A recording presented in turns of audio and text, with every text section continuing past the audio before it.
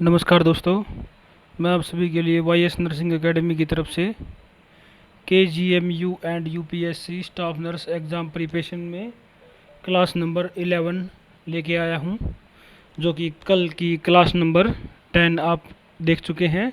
अभी class number 11 की शुरुआत करते हैं। तो चलिए बगैर देरी किए क्वेश्चन की शुरुआत करते हैं। Question number 1, which of the following is the connective tissue. Question ने कनेक्टिव टिश्यू के बारे में पूछा है, तो राइट आंसर गैस कीजिए। A, B, C और D, चार ऑप्शन आपके सामने हैं। कनेक्टिव टिश्यू थोड़ा सा डिफरेंट क्वेश्चन है, लेकिन ध्यान से पढ़ें। कनेक्टिव टिश्यू के बारे में पूछा है, तो right answer is C, blood. Connective tissue blood. तो चलिए next question, question number 2, which organ is called the graveyard of RBC। अगर सिंपल भाषा में पूछा जाए तो क्वेश्चन हमसे ये पूछा है कि ग्रेवयार्ड का मतलब होता है कि अगर अपनी लोकल लैंग्वेज में बात करें तो कब्रिस्तान। तो RBC का कब्रिस्तान पूछा है, अपनी बिल्कुल सिंपल भाषा में चले तो RBC का। तो right answer is A, spleen. Graveyard of RBC spleen. तो चलिए next question, question number 3, colour code of cannula used for child. Question ने क्या पूछा है कि अगर एक किसी बच्चे में कैनुला लगाना है तो आप कौन से कलर का लगाएंगे। तो कैनुला कलर कोड में आप, बहुत ही आसान क्वेश्चन है, लेकिन अगर किसी भी हमारे नर्सिंग ऑफिसर ने हॉस्पिटल में अगर काम किया है तो वो कलर कोड से आराम से पहचान सकता है, और नहीं किया है उनके लिए हम बता देते हैं। वैसे मोस्टली बच्चों में हम येलो कलर का कैनुला यूज़ करते हैं, तो राइट आंसर तो येलो है। लेकिन मैं आपको कलर कोडिंग के बारे में थोड़ा सा समझा देता हूँ। जो पिंक कलर का जो कैनुला होता है वो 20 गोज का होता है। जितने भी कैनुलाज होते हैं ये सब गोज में काउंट किए जाते हैं, गैज के अंदर, गोज के अंदर, ठीक है। तो पिंक कलर का वाला होता है जो उसको हम 20 गोज का बोलते हैं, ब्लू वाला 22, ग्रीन वाला 18 और येलो वाला 24। तो इसलिए मोस्टली बच्चों में हम जो चाइल्ड होते हैं, चाइल्ड में हम येलो यूज़ करते हैं। तो next question, question number 4, which drug is use to prevent bradycardia during surgery.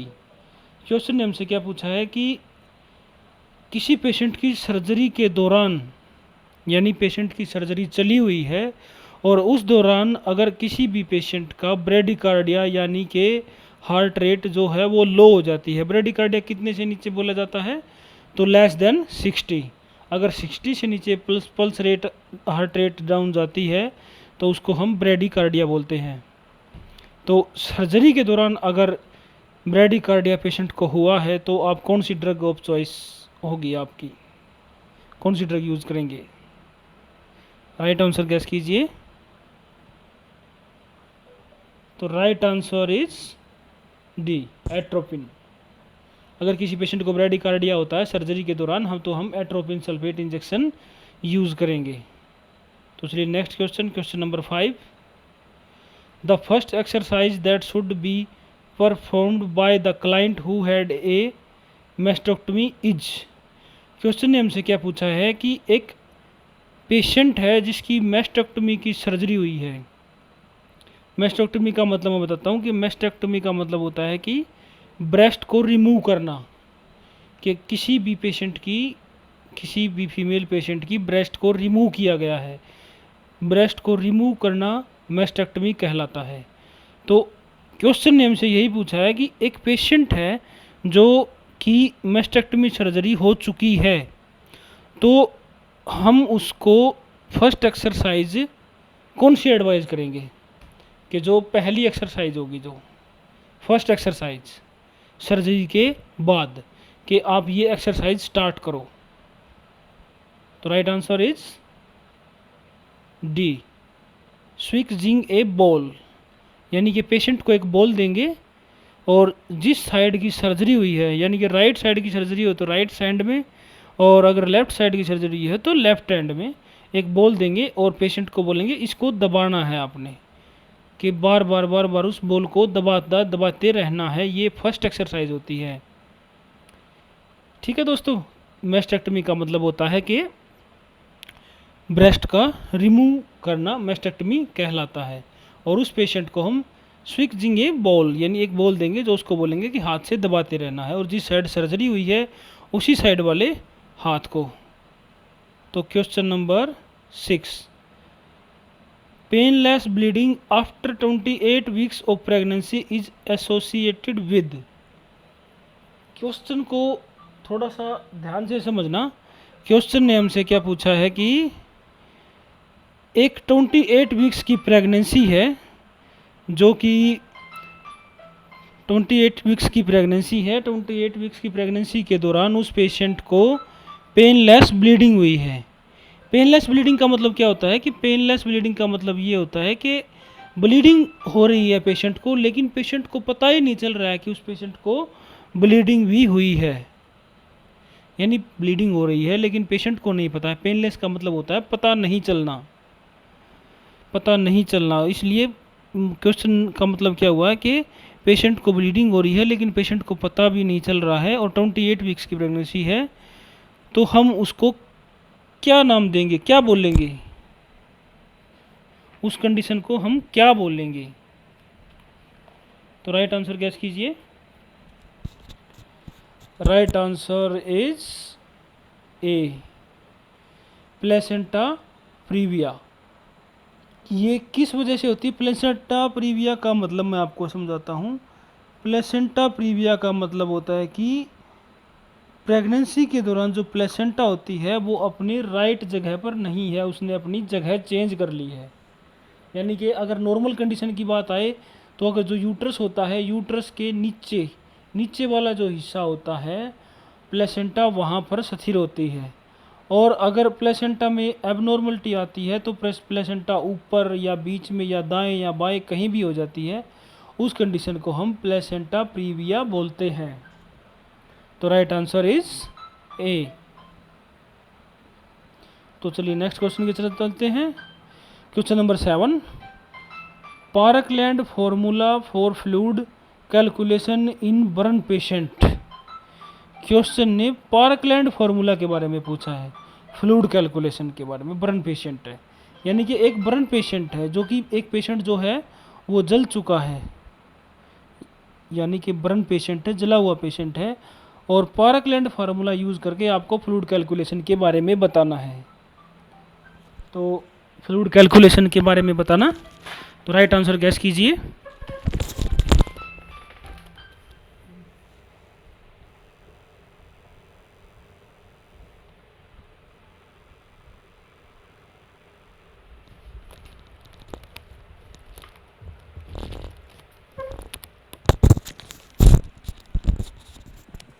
Right answer guess कीजिए दोस्तों।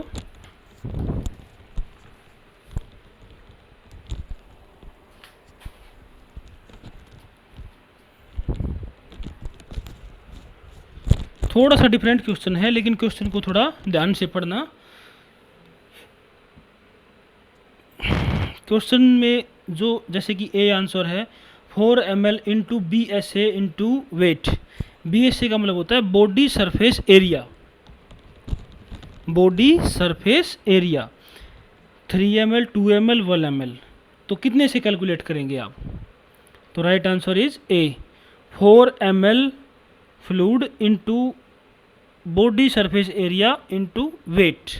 ये फॉर्मूला होता है पार्कलैंड फार्मूला, और बर्न पेशेंट में हम इसको यूज़ करते हैं। और अगर मान के चले कि कोई पेशेंट को हम ये फार्मूला यूज़ कर रहे हैं, उसको हम फ्लूइड दे रहे हैं 4 ml से, हमें उन्हें उस पेशेंट का वेट के अनुसार हमने मल्टीप्लाई किया है।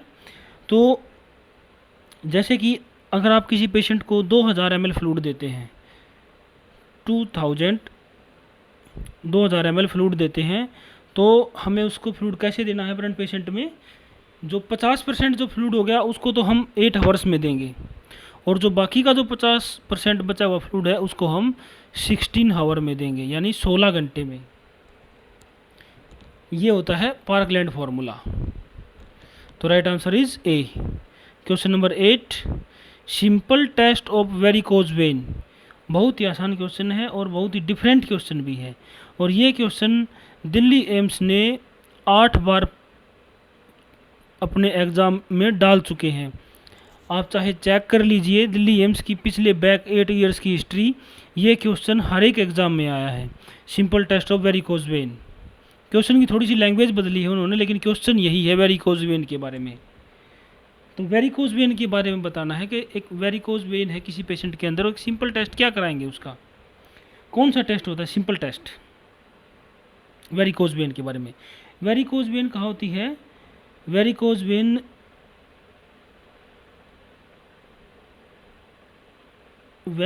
वेन वो हमारे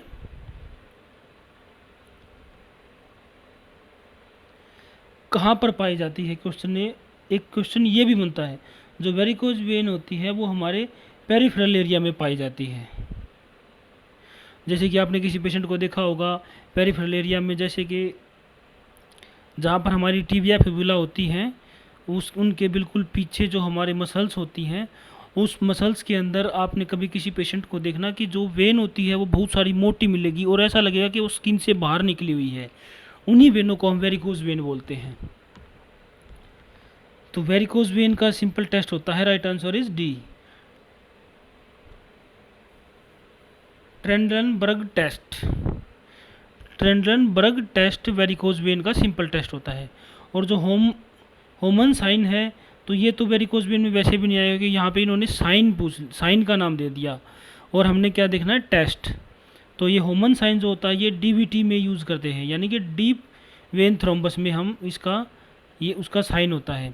और जो कोल्ड कैलोरी जो टेस्ट होता है, कोल्ड कैलोरी टेस्ट होता है वो हम ब्रेन स्टीम में यूज़ करते हैं। और ब्रेन स्टीम आपको एक क्वेश्चन में और बताता हूँ, यहाँ से एक क्वेश्चन और बनता है। ब्रेन स्टीम कितने प्रकार का होता है, ब्रेन स्टीम 3 प्रकार का होता है। पहला मिड ब्रेन, दूसरा पोन्स, और तीसरा medulla ओबलेंटिया।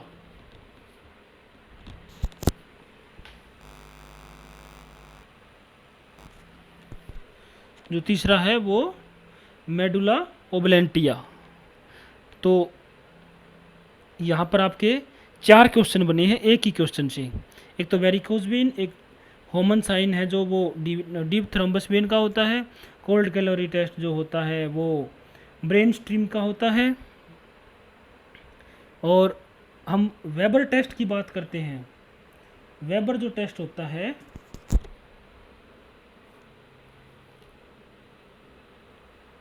Weber test hearing loss में करते हैं। जिस पेशेंट को, अगर किसी पेशेंट को सुनाई नहीं दे रहा है, उस पेशेंट में हम वेबर टेस्ट का यूज़ करते हैं। तो right answer is D. Question number 9, priority nursing intervention in Guillain Barre, जिसको हम जीबी बोलते हैं, सिंड्रोम इज।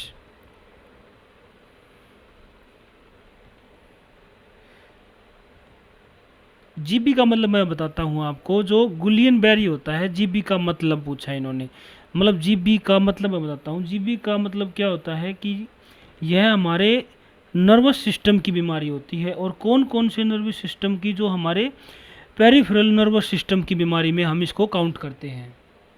पेरिफेरल जो नर्वस सिस्टम होता है उसमें हम इस बीमारी का नाम लेते हैं, उसी में पाई जाती है ये।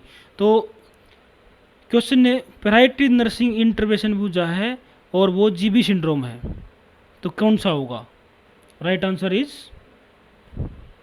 गैस कीजिए दोस्तों, right answer is A, maintenance of airway and breathing pattern.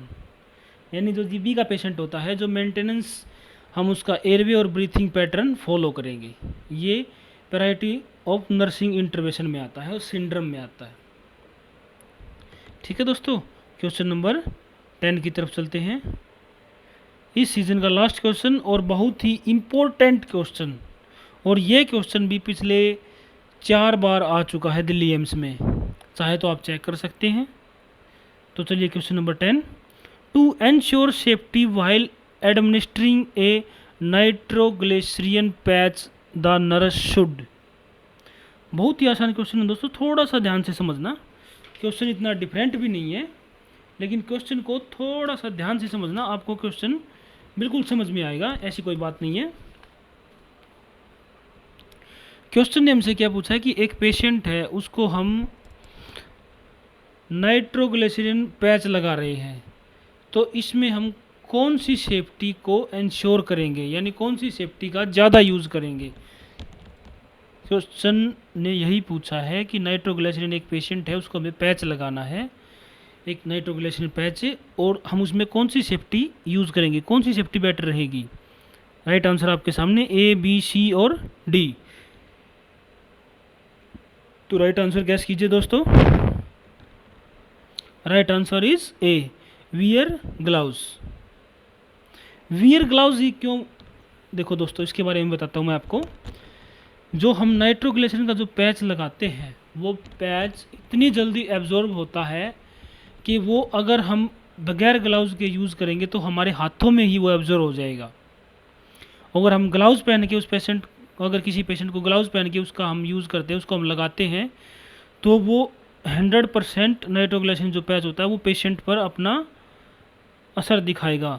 अगर हम बगैर ग्लव्स पहने लगाएंगे तो वो हमारे हाथों में एब्जॉर्ब हो जाएगा, और मोस्टली हम उस पेशेंट को हम वहाँ पर लगाते हैं जहाँ पर बिल्कुल भी हेयर नहीं होते हैं।